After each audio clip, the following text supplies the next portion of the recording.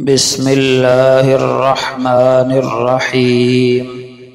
محترم سامعین، آج کے درس کا پہلا سبق ہے حدیث کا پیغام۔ آئے روز ہم دیکھتے ہیں کہ کوئی نہ کوئی نئی بیماری، کوئی نہ کوئی نیا وائرس عام ہو جاتا ہے، اور کبھی کرونا ہے، اور کبھی ڈینگی ہے، اور کبھی فلاں ہے۔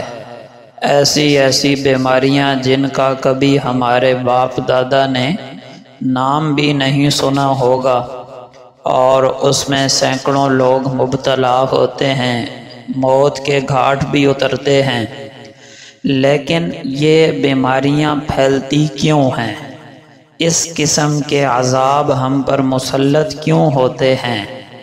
ظاہری بات ہے، ڈاکٹر اور سائنسدان تو ظاہری اسباب بتائیں گے، لیکن ان کے اصلی اور باطنی سبب آقا علیہ السلام نے بیان فرمائے ہیں۔ اور جب ہم اس قسم کی روایات پڑھتے ہیں تو ہمارا اپنے نبی پر ایمان اور زیادہ پختہ اور مضبوط ہو جاتا ہے کہ کس طرح آقا علیہ السلام نے 1500 سال پہلے آج کے دور کے حالات کے بارے میں پیشین گوئی کر دی تھی۔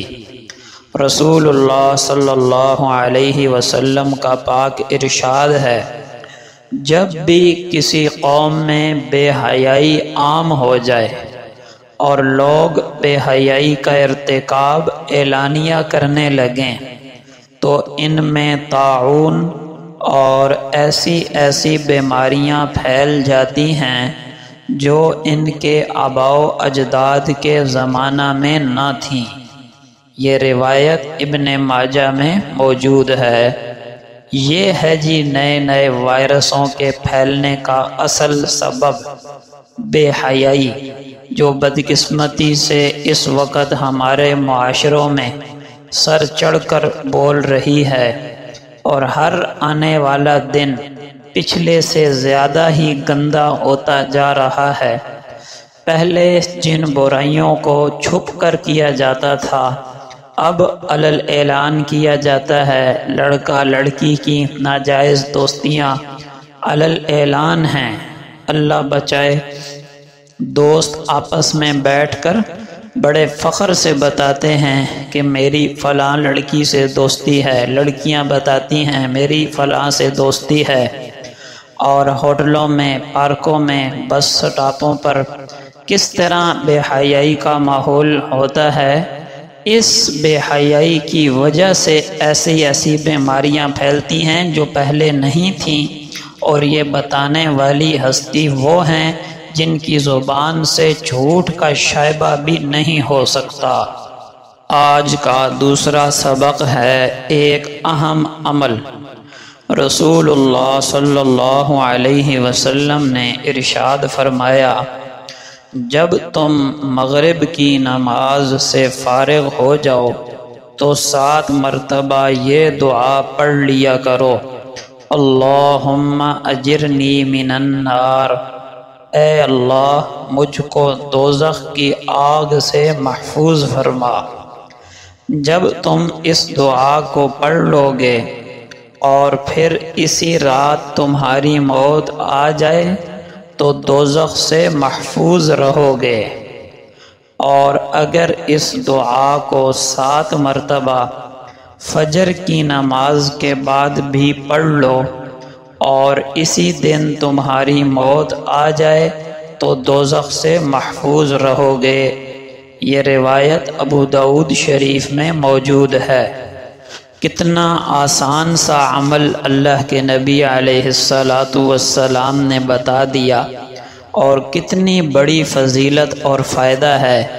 اگر پھر بھی ہم محروم رہیں تو ہم سے بڑا بدقسمت اور کون ہوگا۔ آج کا تیسرا سبق ہے ایک گناہ کا بیان۔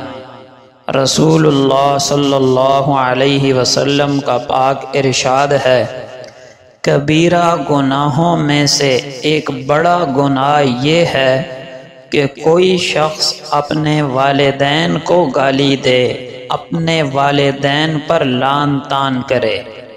پوچھا گیا یا رسول اللہ، آدمی بذات خود اپنے والدین پر کیسے لعن طعن کر سکتا ہے؟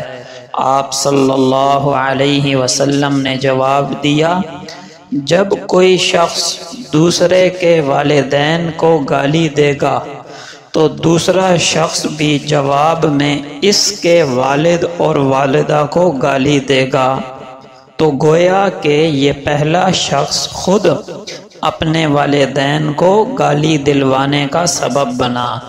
یہ روایت بخاری شریف میں موجود ہے۔ آج کا چوتھا سبق ہے ایک سنت کا بیان۔ ام المؤمنین سیدہ عائشہ صدیقہ رضی اللہ تعالی عنہا بیان فرماتی ہیں کہ رسول اللہ صلی اللہ علیہ وسلم ہدیہ قبول فرمایا کرتے تھے اور اس کا بدلہ بھی عنایت فرمایا کرتے تھے۔ یہ روایت بخاری میں موجود ہے۔